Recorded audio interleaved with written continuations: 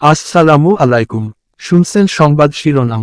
আখাউড়ায় মোগরা ইউপির প্রশাসকের অপসারণের দাবিতে মানববন্ধন। এখন শুনবেন বিস্তারিত। ব্রাহ্মণবাড়িয়ার আখাউড়া উপজেলার মোগরা ইউনিয়ন পরিষদের প্রশাসকে এইচ মামুন ভূঁইয়ার অপসারণের দাবিতে মানববন্ধন করা হয়েছে। মোগরা ইউনিয়নের সর্বস্তরের জনগণের ব্যানারে মঙ্গলবার সকালে মোগরা বাজারস্থ ইউনিয়ন পরিষদ কার্যালয়ের সামনে এ মানববন্ধন করা হয়। মানববন্ধন শেষে প্রশাসক মামুন ভূঁইয়াকে দুর্নীতিবাজ আখ্যা দিয়ে তার অপসারণের দাবিতে বিক্ষোভ মিছিল করা হয়। মানববন্ধনে অন্যান্যের মধ্যে বক্তব্য রাখেন মোহাম্মদ ছায়েব আলী, মোহাম্মদ বিল্লাল আহমেদ, শহীদ মিয়া, খুদেজা বেগম ও মহিউদ্দিন প্রমুখ। বক্তারা অভিযোগ করে বলেন, মামুন ভূঁইয়া মোগরা ইউনিয়ন পরিষদের প্রশাসক নিয়োগ হওয়ার পর দালাল সৃষ্টি করে জন্ম নিবন্ধন, ওয়ারিশ সনদ সহ বিভিন্ন সনদ বাবদ অতিরিক্ত অর্থ আদায় করছে। সেবা প্রত্যাশী জনগণের সাথে খারাপ ব্যবহার করে।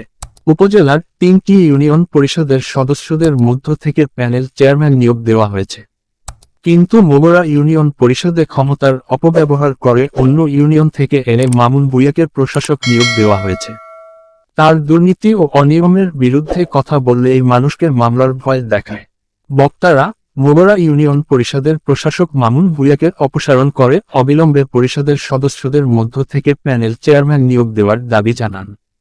উল্লেখ্য, বিগত বছরের 5 আগস্ট ছাত্র জনতার আন্দোলনে আওয়ামী সরকারের পতনের পর মামলাজনিত কারণে আখাউড়া উপজেলার 5টি ইউনিয়ন পরিষদের 4টিতে চেয়ারম্যানের দায়িত্ব পালনে অনুপস্থিত থাকায় উপজেলার 3টি ইউপিতে প্যানেল চেয়ারম্যান এবং মোগরা ইউনিয়ন পরিষদে ডাক্তার এইচ মামুন ভূঁইয়াকে প্রশাসক নিয়োগ দেওয়া হয়।